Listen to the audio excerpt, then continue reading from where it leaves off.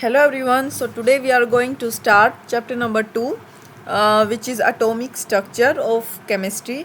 तो हम बिल्कुल बेसिक जो है टर्म से स्टार्टिंग करेंगे चैप्टर की, ताकि जो है चैप्टर हमें अच्छे से सीरीज़ में समझ आता रहे। ठीक है, तो सबसे पहली टर्म हमारे पास क्या है? इलेक्ट्रॉन। ठीक है, इलेक्ट्रॉन के बारे में समझेंगे, क्या उसका मास होता है, क्या इलेक्ट्रॉनिक चार्ज है। ठीक है, तो मास ऑफ इलेक्ट्रॉन जो होता है एसआई यूनिट के हिसाब से आप इसमें से आपसे क्या क्वेश्चन पूछा जा सकता है, मतलब ऐसे पूछ लेंगे ऑप्शन देखिए कि भाई एसआई यूनिट कौन सी है इलेक्ट्रॉन की। ठीक है, उसके एसआई के अकॉर्डिंग मास ऑफ इलेक्ट्रॉन क्या है और सीजीएस यूनिट के हिसाब से क्या है। तो मेजर चीज़ें ये एसआई और सीजीएस यूनिट वाला ही सिस्टम है इसमें। तो मास ऑफ इलेक्ट्रॉन की बात करें ऐसा यूनिट के हिसाब से, तो इसमें हमारे पास क्या होगा 9.107 इंटू 10⁻⁻31 किलोग्राम। ठीक है, ग्राम में हम इसको ऐसे लिखेंगे इंटू 10⁻³ से मल्टीप्लाई कर देंगे।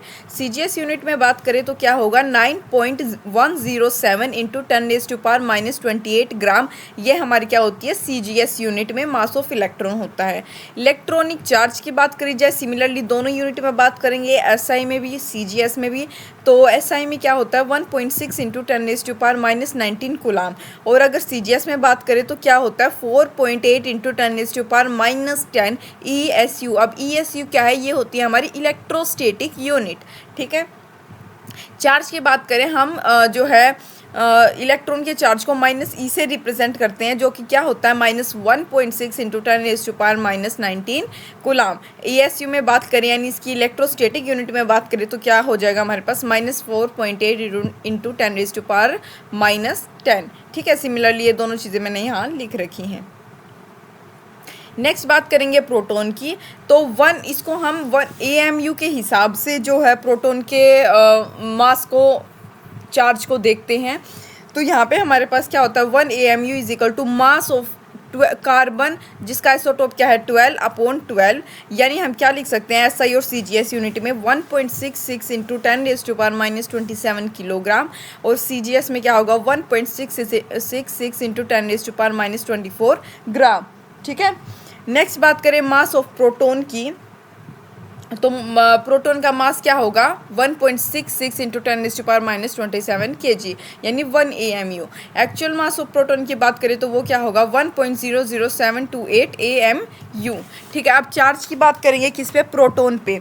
तो वो क्या होता है +E। अब इलेक्ट्रॉन पे क्या था पीछे -E था, यहाँ पे क्या होगा प्लस। तो यहाँ पे हमारे पास क्या आ जाएगा, बस जो पीछे यहाँ पे माइनस लगाए थे हम, ठीक है, ये यहाँ पे हम इसको हटाकर यहाँ पे सिर्फ मतलब सिंपली ये पॉजिटिव हमारे पास जो है आएगा 1.6 इंटू 10⁻⁻19 कूलाम। ये एसआई में है, और सीजीएस में बात करें तो क्या होगा 4.8 इंटू 10⁻⁻10 ESU में। ठीक है, और स्पेसिफिक चार्ज अगर हमें निकालना हो प्रोटॉन का तो क्या होता है वो चार्ज अपॉन मास। अब चार्ज हम निकाल चुके हैं अपॉन मास। मास क्या है ये रहा 1.66 इंटू 10⁻⁻27 kg। ये सारी चीज़ें जो है आपको खुद पढ़ के रीड करनी है। ठीक है, मैं तो जस्ट एक रिवीजन ही दे रही हूँ, इसमें समझाने वाली कोई बात नहीं है, इसलिए मैं बिल्कुल नॉर्मली पढ़ के बता रही हूँ।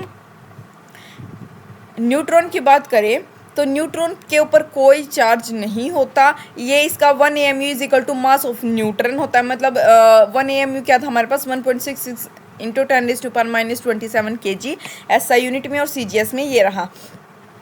एक्चुअल मास ऑफ न्यूट्रॉन की बात करें तो वो क्या होता है 1.00867 AMU। ठीक है, और स्पेसिफिक चार्ज क्या होता है न्यूट्रॉन का 0 होता है।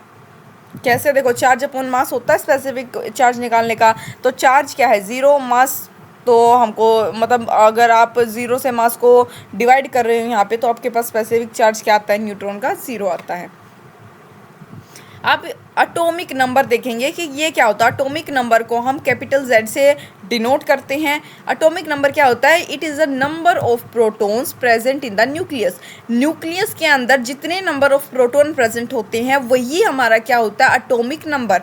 मैंने क्या कहा? न्यूक्लियस के अंदर जितने नंबर ऑफ प्रोटॉन्स प्रेजेंट होते हैं वो हमारा क्या होता है एटॉमिक नंबर। ठीक है, जैसे हाइड्रोजन लो, हाइड्रोजन के पास 1 प्रोटॉन होता है तो इसका एटॉमिक नंबर 1 होगा। हीलियम की बात करें 2 प्रोटॉन होते हैं तो इसका एटॉमिक नंबर क्या होगा 2। यानी हम क्या कह सकते हैं Z is equal to P। Z मतलब atomic number is equal to number of protons present in the nucleus. Next बात करें किसकी, मास नंबर की। ठीक है, तो मास नंबर क्या होता है, represents total number of neutrons and protons present in the nucleus. ये रिप्रेजेंट करता है कि मतलब कितने टोटल नंबर ऑफ न्यूट्रॉन्स और प्रोटॉन्स न्यूक्लियस में प्रेजेंट होते हैं। पीछे क्या था, खाली प्रोटॉन की बात कर रहे थे। मास नंबर में क्या बात कर रहे हैं, टोटल नंबर ऑफ न्यूट्रॉन्स भी और प्रोटॉन्स भी। ठीक है, यानी हम इसको क्या लिख सकते हैं, A is equal to N plus P. ठीक है, और पीछे क्या था, Z is equal to P. अब यहाँ पर जो है, शायद ये मैंने लाइट पेन से लिखा था इसलिए बिल्कुल लाइट सा ही दिख रहा है। यहाँ पे मैंने यहाँ पर रिप्रेजेंटेशन लिखी है कि कैसे लिखते हैं। मान लो ये x, इसके ऊपर जो ये मतलब कोई भी आपके पास जैसे हाइड्रोजन है, यहाँ पे हाइड्रोजन अज्यूम करो, हाइड्रोजन के ऊपर जो लगा होता है और नीचे नीचे जो वहाँ पे नंबर होता है। अब ये दोनों मैंने यहाँ लिखे हैं कि वो क्या चीज़ रिप्रेजेंट करते हैं।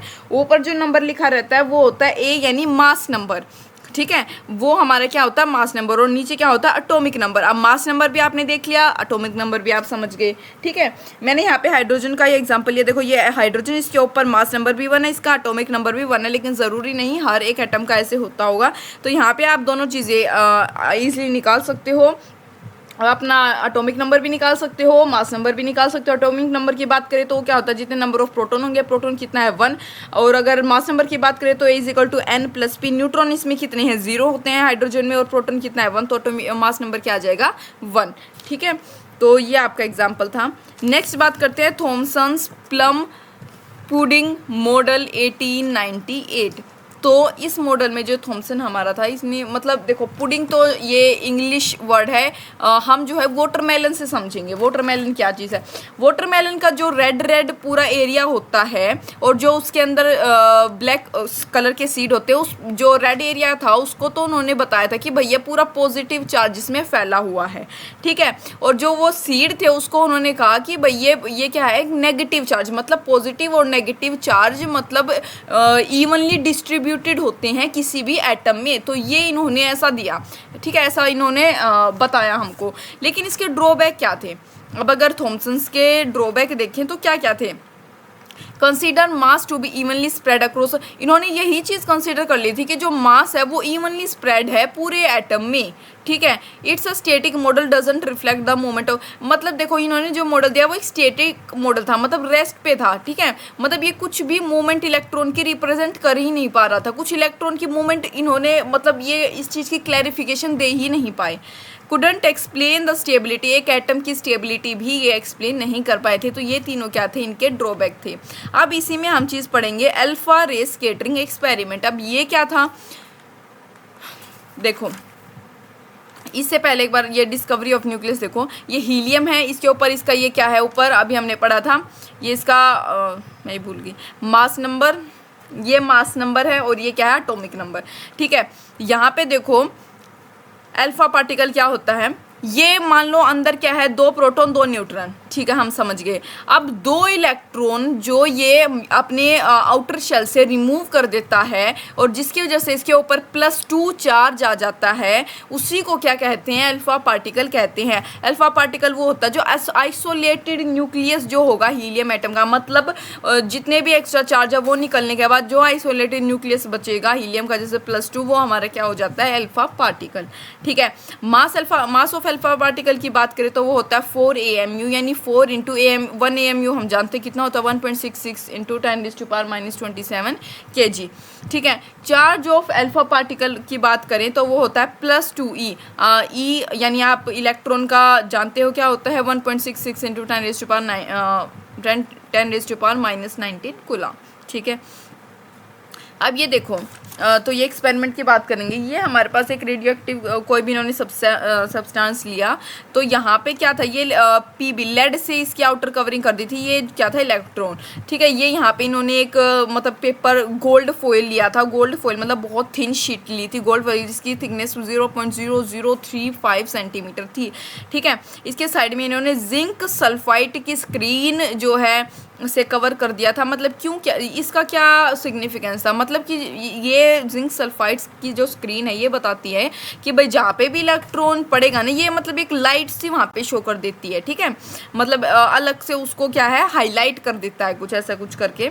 तो यहाँ पे क्या हुआ, जब इन्होंने ये एक्सपेरिमेंट किया तो भाई इन्होंने देखा कि इलेक्ट्रॉन बिल्कुल जो है स्कैटर्ड कर गए, ठीक है, मतलब देखो बिल्कुल कुछ तो ऐसे थे बिल्कुल बाउंस बैक कर गए, बिल्कुल वापस बाउंस बैक कर गए। देखो गौर से देखो, ये न्यूक्लियस है, ये इलेक्ट्रॉन है, या मतलब एक यहाँ बिल्कुल बाउंस बैक कर गया, जो थोड़ा नज़दीक है वो दूर चला गया, ठीक है, ये थोड़ा इधर, तो मतलब एक बिल्कुल बाउंस बैक भी कर गया,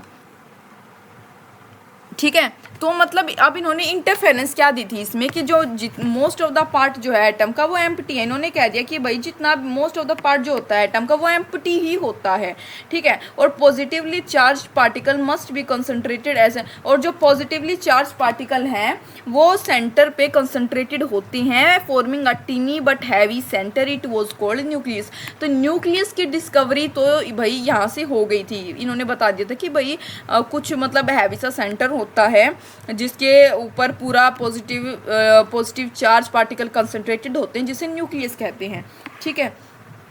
अब इसकी न्यूमेरिकल अप्रोच की बात करें, न्यूमेरिकल ऑब्जर्वेशन की तरफ जाएं जो कि इम्पोर्टेंट है, तो उसमें हमारे पास क्या था, नंबर ऑफ अल्फा पार्टिकल्स जो डिफ्लेक्ट हुए हैं, जितने भी डिफ्लेक्ट हुए हैं वो डायरेक्टली प्रोपोर्शनल थे किसके, थिकनेस ऑफ मेटल फॉइल के, ठीक है, जितने भी नंबर ऑफ पार्टिकल डिफ्लेक्ट हुए वो डायरेक्टली प्रोपोर्शनल थे कि मेटल फॉइल की थिकनेस कितनी थी, और डायरेक्टली प्रोपोर्शनल थे उसके वॉल्यूम के इनवर्सली प्रोपोर्शनल थे उसके वॉल्यूम का मतलब 4 उसकी पावर 4, ठीक है, और डायरेक्टली प्रोपोर्शनल थे जेड स्क्वायर के, यानी एटॉमिक नंबर जो था मेटल का उसके। तीनों चीज़ें याद रखें। और आप जो अगर रेशियो वाइज बात करें तो आप ये फॉर्मूला, मतलब ये फिर मतलब आपके क्वेश्चन के ऊपर डिपेंड करता है कैसे दिया है हालांकि, पर मैंने फॉर्मूला लिखा है कि ऐसे भी ये इसमें से फॉर्मूला निकलता है n1/n2 = z1 का स्क्वायर अपॉन z2 का स्क्वायर, ठीक है।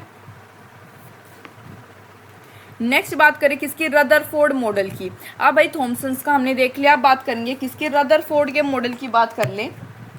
तो इसमें क्या था, all the positively charge particles, हाँ इन्होंने कह दिया था कि भाई जितने भी पॉजिटिवली चार्ज पार्टिकल हैं वो सेंटर पे कंसंट्रेटेड हैं, न्यूक्लियस फॉर्म करते हैं, ठीक है, ये चीज़ समझ गए। Electron are revolving around nucleus in circular, जो इलेक्ट्रॉन है वो न्यूक्लियस के अराउंड रिवॉल्व करते हैं एक सर्कुलर ऑर्बिट में, ठीक है। और ये क्या है, number of alpha particle deflected at different, जो पीछे डिफ्लेक्ट हुए थे उस अपने स्कैटरिंग वाले एक्सपेरिमेंट में,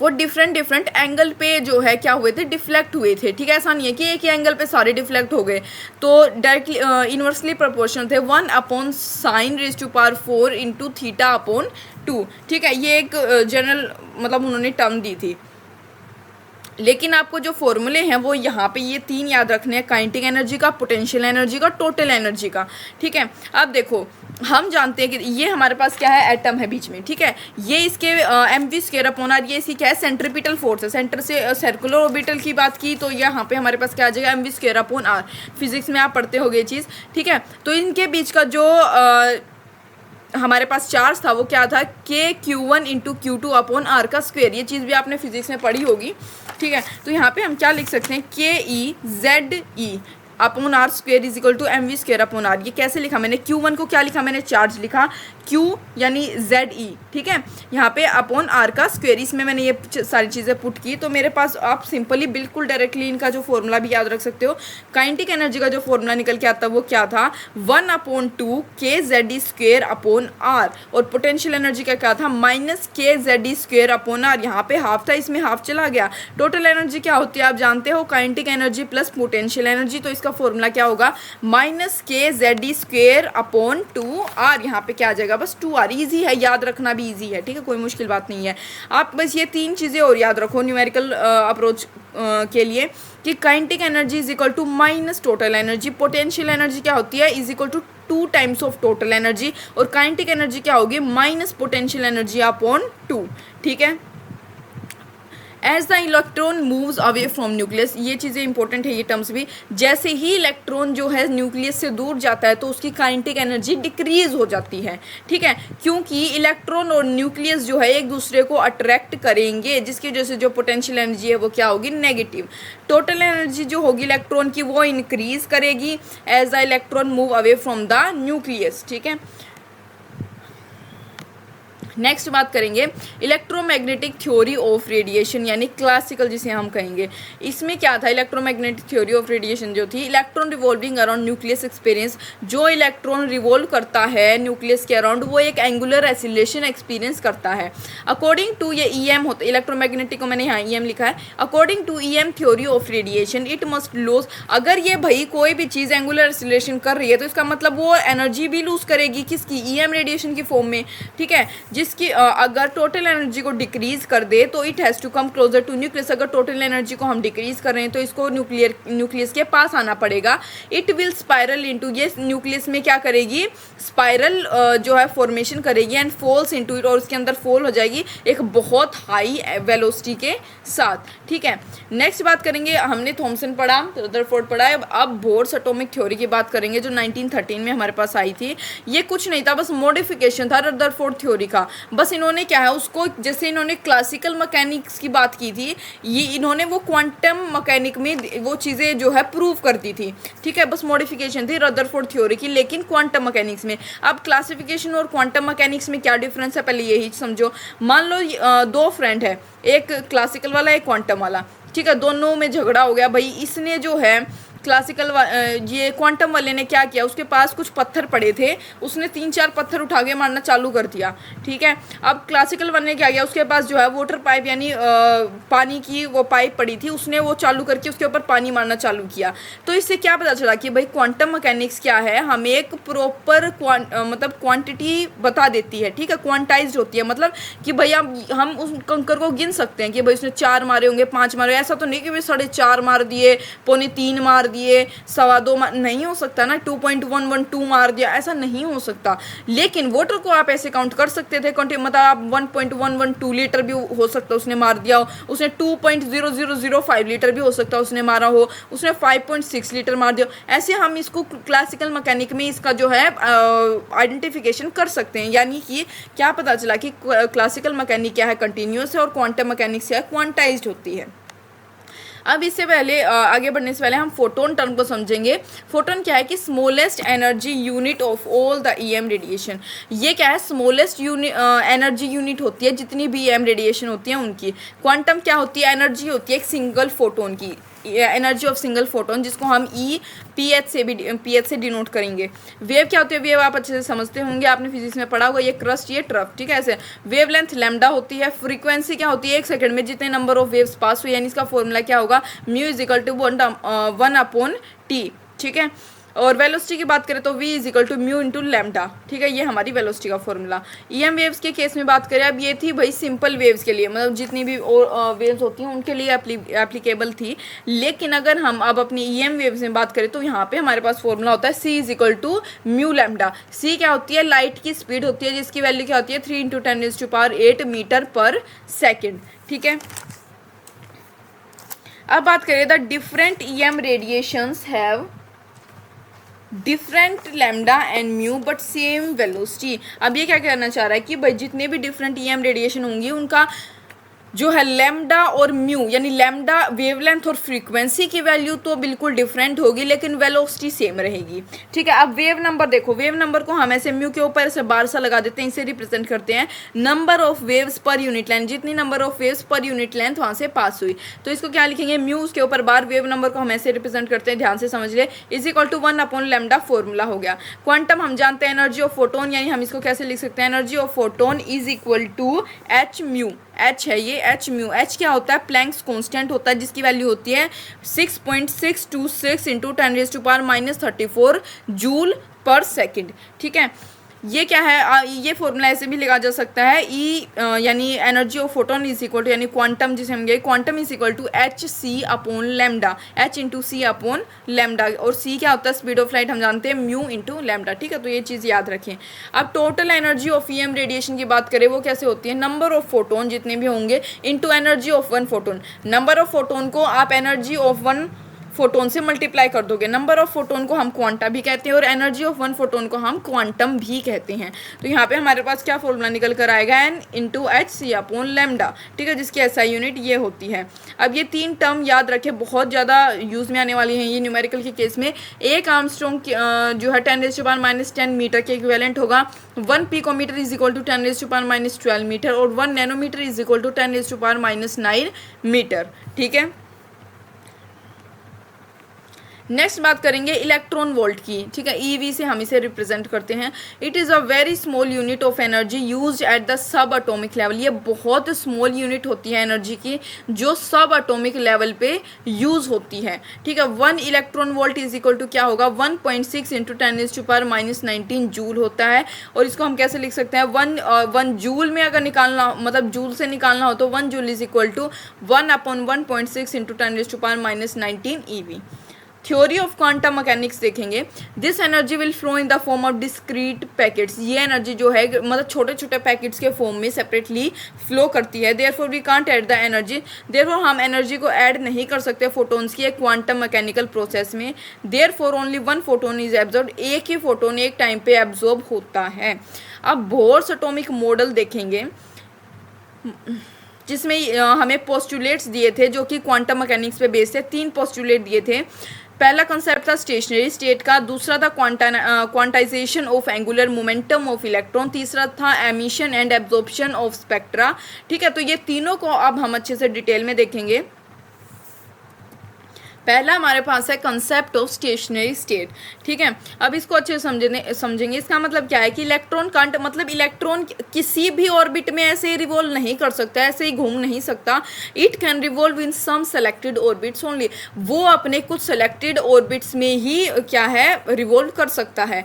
as long as the electron remain in that orbit, मतलब जितना ज़्यादा मतलब एज लॉन्ग इलेक्ट्रॉन अपनी ऑर्बिट में रिमेन करेगा, its total energy remains constant, उसकी जो टोटल एनर्जी है वो कांस्टेंट रहेगी। और it is called as stationary state of the electron, और इसे ही हम क्या कहते हैं, स्टेशनरी स्टेट ऑफ इलेक्ट्रॉन कहते हैं, ठीक है।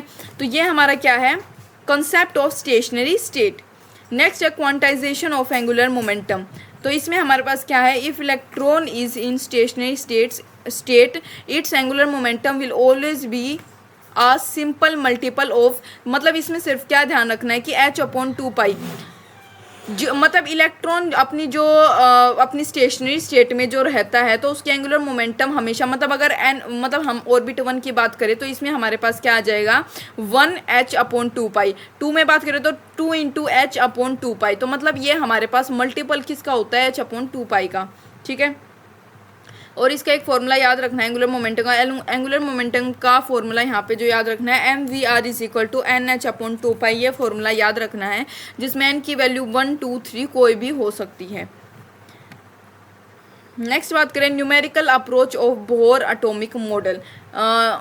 बोहर एटॉमिक मॉडल के केस में अगर न्यूमेरिकल अप्रोच की बात करी जाए तो ये हमारे पास आएगा mv का square upon r is equal to kZe का स्क्वायर अपॉन, ये हमारा रदरफोर्ड ने फॉर्मूला दिया था और ये बोहर ने, ठीक है। दोनों जो हमारे बोहर एटॉमिक मॉडल के फॉर्मूले ये थे हमारे पास अपने एंगुलर मोमेंटम के केस में, ठीक है।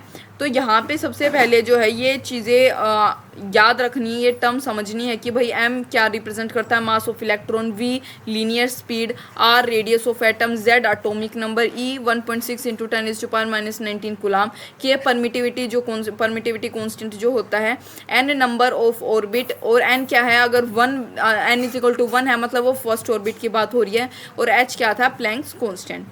अब एक सीरियस लिमिटेशन क्या थे बोर मॉडल की, बोर मॉडल सिर्फ और सिर्फ यूनी इलेक्ट्रॉनिक सिस्टम पे एप्लीकेबल था। अब यूनी इलेक्ट्रॉनिक सिस्टम क्या है, जैसे ये हाइड्रोजन है, ठीक है, इसके पास Z की वैल्यू 1 थी तो ये इस पे एप्लीकेबल था। हीलियम पे ये कब एप्लीकेबल होगा, जब इसके ऊपर ऐसे प्लस ये चार्ज था, ठीक है, जब ये अपनी आइसोलेटेड फॉर्म में है। अदरवाइज सिंपल ऐसे हीलियम होता, ये प्लस चार्ज ना होता तो ये जो है बोर मॉडल इस पे एप्लीकेबल नहीं हो सकता था।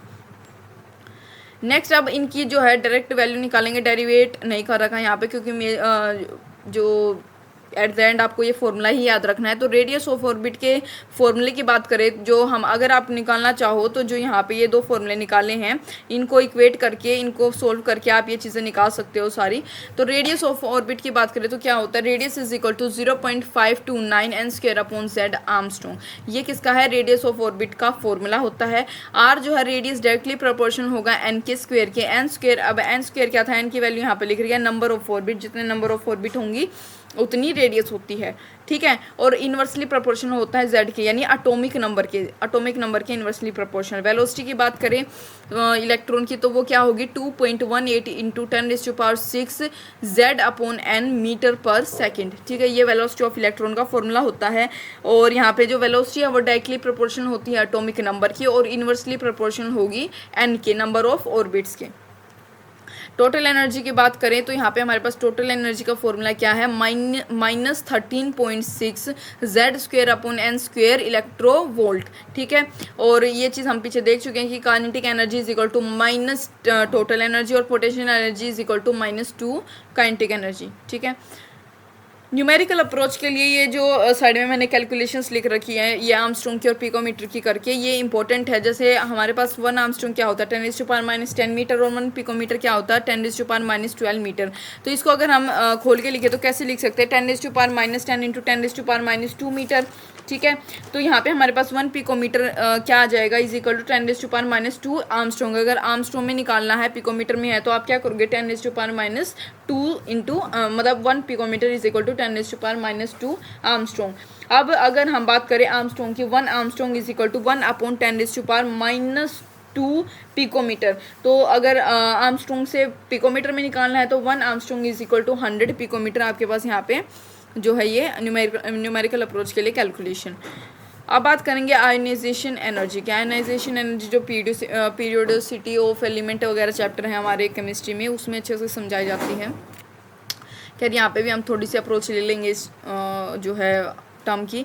ये क्या होती है, minimum energy required to remove an electron from an isolated, मतलब जितनी कम जो वो मिनिमम एनर्जी जो रिक्वायर्ड होती है रिमूव करने के लिए एक इलेक्ट्रॉन उसकी आइसोलेटेड गैसियस स्टेट से, ठीक है, इन इट्स ग्राउंड स्टेट, उसकी गैसियस एटम से, उसके ग्राउंड स्टेट से, ठीक है।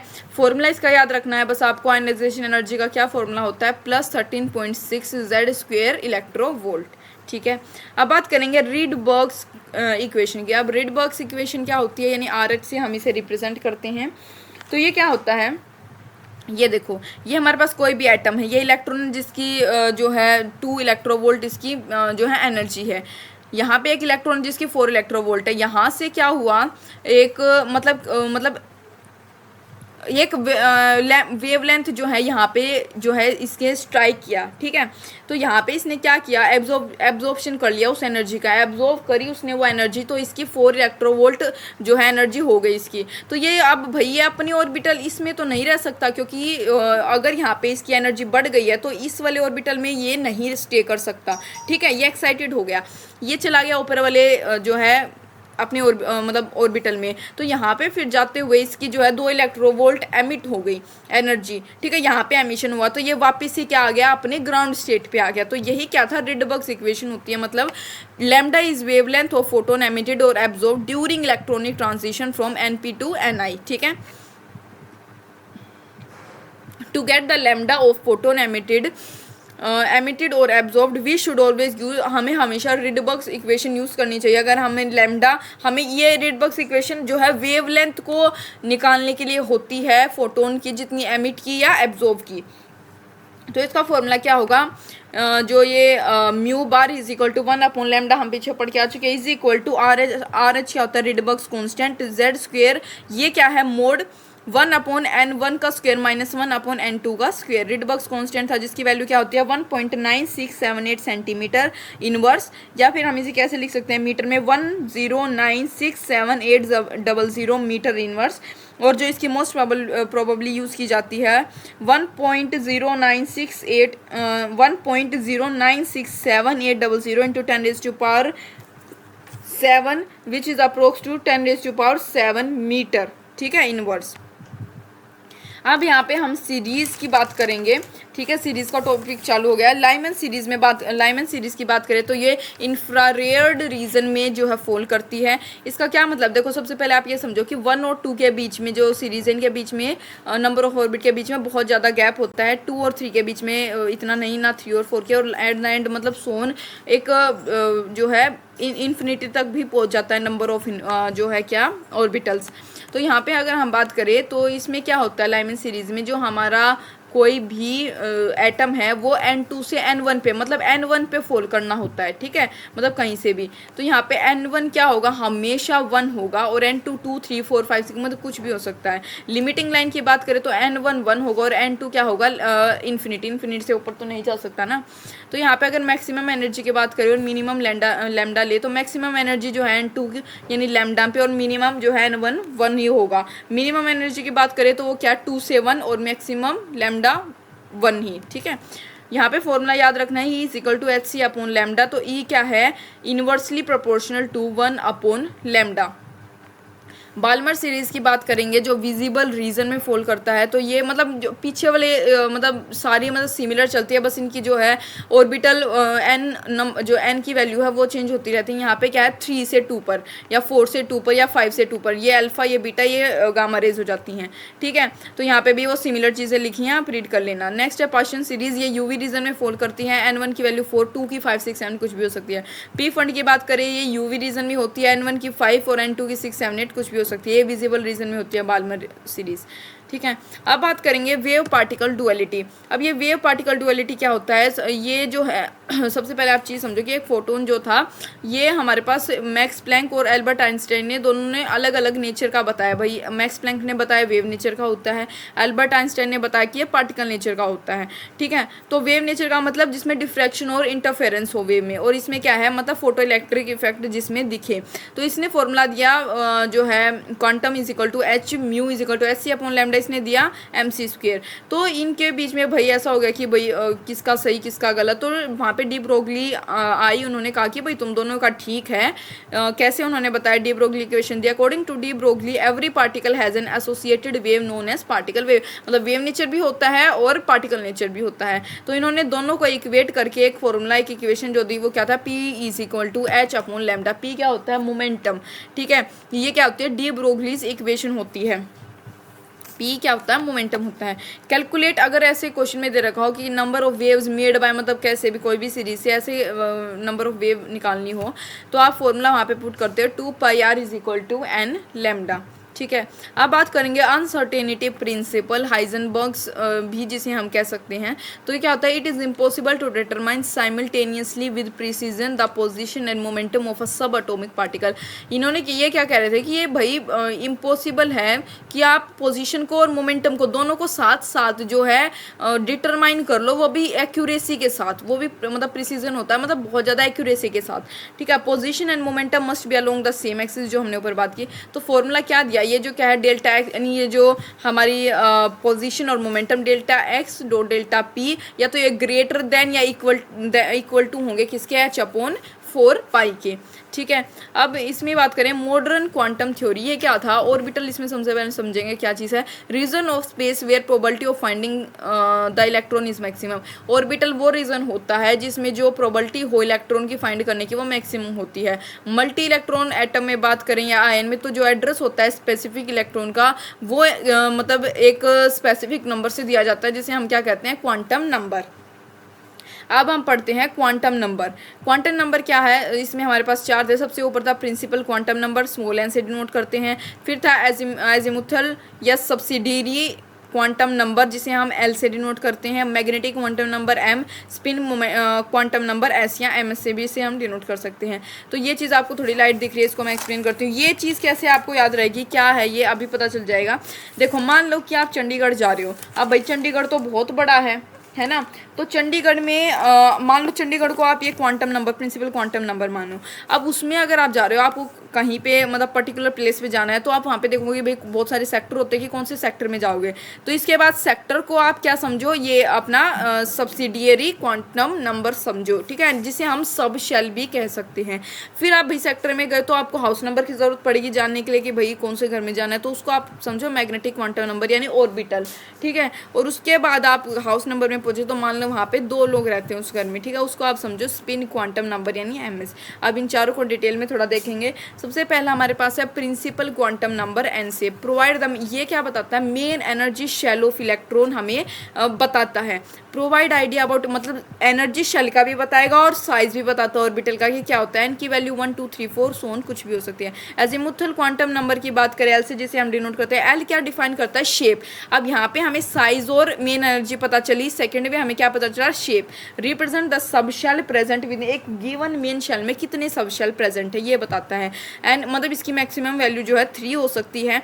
अब देखो ये L क्या है, 0 to n-1 वेरी करता है। मान लो एग्जांपल के तौर पे n इज इक्वल टू 3 मानो जो मेन शेल है, तो इसमें जो सब शेल होंगी वो कितनी होंगी, 0 1 और 2, 3 नहीं हो सकती, 3 लिखोगे तो गलत हो जाएगा, यानी 0 1 2 3। यहाँ पे 4 होता तो लिखते हैं 0 1 2 3, ठीक है, उस केस में 4। तो यहाँ पे जितने भी ऑल पॉजिटिव इंटीजर एंड 0, मतलब ये जो एल की वैल्यू होती है बिल्कुल पॉजिटिव इंटीजर या 0 होती है, नेगेटिव नहीं होती।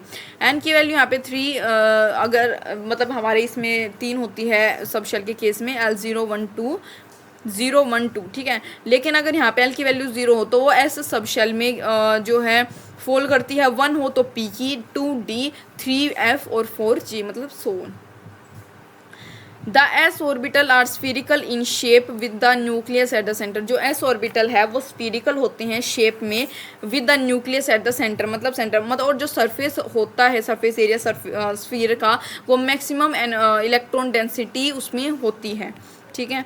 नेक्स्ट बात करें रिप्रेजेंटेशन ऑफ सब शेल, यानी एन एल से अगर एन एल की बात करें, रिप्रेजेंटेशन की बात करें सब शेल की, तो उसमें हमारे जो फॉर्मूला हम लगाते हैं वो कौन सा होता है, number of orbital is equal to 2l+1, ठीक है, ये फॉर्मूला होता है। अब एग्जाम्पल के तौर पे देखो n इज इक्वल टू 2 दे रखा है आपको, तो उसमें सब शेल कितने होंगे, 0 और 1, ठीक है। तो यहाँ पे 0 और 1 की बात करें तो यहाँ पे ये एस सब शेल में, ये पी में, तो यहाँ पे क्या आ जाएगा हमारे पास 2s और 2p, एन क्या है 2 और यहाँ पे एस सब शेल, ठीक है। तो नंबर ऑफ ऑर्बिटल क्या होगा 2l+1, या फिर मैक्सिमम नंबर ऑफ इलेक्ट्रॉन की बात करें गिवन सब शेल में तो वो क्या होता है 2 × 2l+1। कई केस में आपको 4l+1 भी लिखा मतलब दिया जाता है, ठीक है। नेक्स्ट बात करें किसकी, पी ऑर्बिटल की। L इज इक्वल टू 1, यानी ये डम्बल शेप का होता है, मतलब ऐसे ये, ठीक है। The orbitals with in the same subshell have same, मतलब जो ऑर्बिटल होते हैं सेम सबशेल के, उनकी शेप तो सेम होती है लेकिन ओरिएंटेशन अलग अलग होती है, ठीक है। एनर्जी ऑफ ऑर्बिटल्स की बात करें जो डायरेक्टली प्रोपोर्शनल होती है n+l के, यानी फॉर मल्टी इलेक्ट्रॉन सिस्टम के लिए तो ये n+l के डायरेक्टली प्रोपोर्शनल होगी, ठीक है। लेकिन अगर सिंगल इलेक्ट्रॉन सिस्टम में बात करें तो ये डायरेक्टली प्रोपोर्शनल होती है सिर्फ n के, ठीक है। एनर्जी ऑफ ऑर्बिटल जो है साइज और शेप दोनों पर डिपेंड करती है। डीजनरेट ऑर्बिटल्स क्या होता है, having same energy level n+l same n also same, मतलब जिसका एनर्जी लेवल सेम हो, जैसे 2p है, इसमें ये क्या है 3 सब शेल होते हैं, तो ये क्या है डीजनरेट ऑर्बिटल होते हैं, इनकी एनर्जी सेम होती है, एनर्जी लेवल। नेक्स्ट बात करें मैग्नेटिक क्वांटम नंबर के, तीसरा जो हमारे पास है, ये ओरिएंटेशन बताता है ऑर्बिटल्स की। फॉर्मूला होता है ml is equal to +l to -l vary करता है, ठीक है। इसका जो नंबर ऑफ ऑर्बिटल का फॉर्मूला क्या है 2l+1, जो हम ऊपर देख के आ चुके हैं। l की वैल्यू 0 है तो यानी मैग्नेटिक क्वांटम की वैल्यू भी क्या होगी 0। l की वैल्यू 1 है तो इसमें ओरिएंटेशन कितनी हो सकती है, अब +1 से +l से -l, यानी कि +1 भी हो सकती है, -1 भी और 0 भी। 2 दे दिया तो 2 में क्या क्या हो सकती है भाई, 0 तो है ही, +1 भी हो सकती है, -1 भी, +2 भी और -2 भी, एक सारी की क्या है इसकी ओरिएंटेशन होंगी। नेक्स्ट बात करें total number of orbitals in the main shell. अगर मेन शेल में ऑर्बिटल्स निकालना दिया जाए तो मतलब जो भी आपको दे रखा है उसका स्क्वायर करो, जैसे n² आपको याद रखना है इज इक्वल टू 3 दे रखा है, 3 का square n। Total number of electron maximum in main shell, total number of electron maximum निकालना तो 2n का स्क्वायर। स्पिन क्वांटम नंबर की बात करें जो हमारे पास 4th है इस सीरीज में, उसको हम s या ms से रिप्रेजेंट कर सकते हैं, जिसका क्या होता है orbital can be vacant, it can have 1 electron और मैक्सिमम, मतलब या तो ऑर्बिटल खाली भी हो सकता है, 1 इलेक्ट्रॉन भी हो सकता है और मैक्सिमम 2 इलेक्ट्रॉन भी ये क्या है कैरी कर सकता है, ठीक है। तो यहाँ पे हमारे पास क्या है +½ या -½ हम ms की वैल्यू लिखते हैं।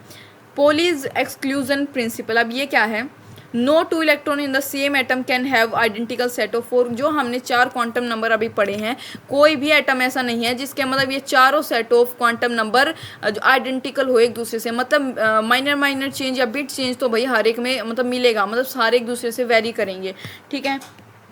नेक्स्ट बात करें ऑफ बोस प्रिंसिपल। अब ये क्या होता है, every system tend to minimise its energy content so as to gain more stability.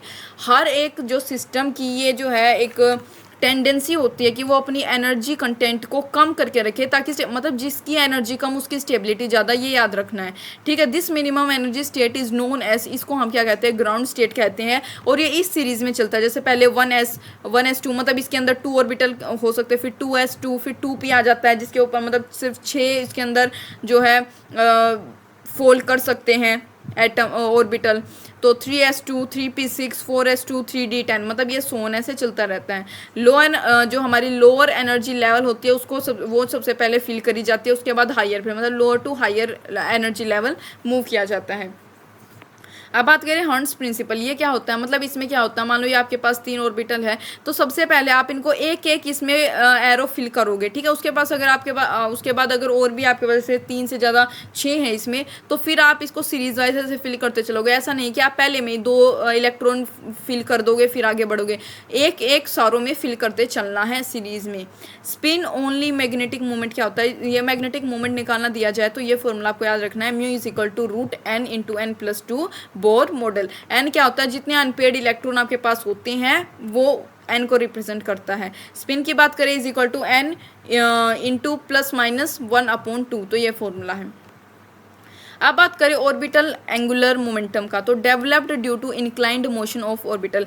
जो ऑर्बिटल का इंक्लाइंड होता है, जो थोड़ा सा स्लाइटली झुका हुआ हो, उसके मोशन की वजह से जो एंगुलर मोमेंटम डेवलप होता है उसी को क्या कहते हैं, orbital angular momentum. Does not depend on an value, ये एन वैल्यू पे डिपेंड नहीं करता, डिपेंड करता है शेप ऑफ ऑर्बिटल ओनली। जो ऑर्बिटल की शेप होती है सिर्फ उसके ऊपर डिपेंड करता है, यानी एल वैल्यू पे। फॉर्मूला क्या होता है, root l into l plus 1 into h upon 2 pi. Wave function की बात करेंगे, साई मतलब इस साइन से इसको रिप्रेजेंट किया जाता है, साई से बोलते हैं। तो अगर इसका स्क्वायर हम कर दे तो ये हमें प्रोबेबिलिटी बता देता है इलेक्ट्रॉन की। अगर इसका स्क्वायर इसके स्क्वायर को वॉल्यूम से यानी 4πr² से मल्टीप्लाई किया जाए तो ये प्रोबेबिलिटी डेंसिटी हमें देता है।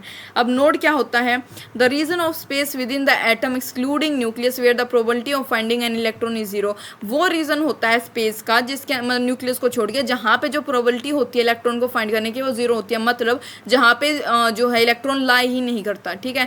2 टाइप के होते हैं, एक रेडियल नोड एक एंगुलर नोड। रेडियल ये दोनों ही पूछे जाते हैं। रेडियल नोड का फॉर्मूला होता है n माइनस एल माइनस 1, ठीक है। एंगुलर नोड का फॉर्मूला मतलब इसको l से डिनोट करते हैं।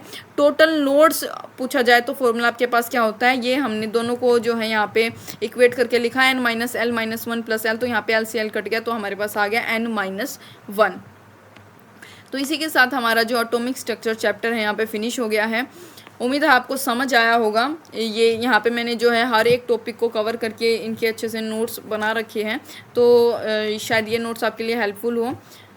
Thank you for watching.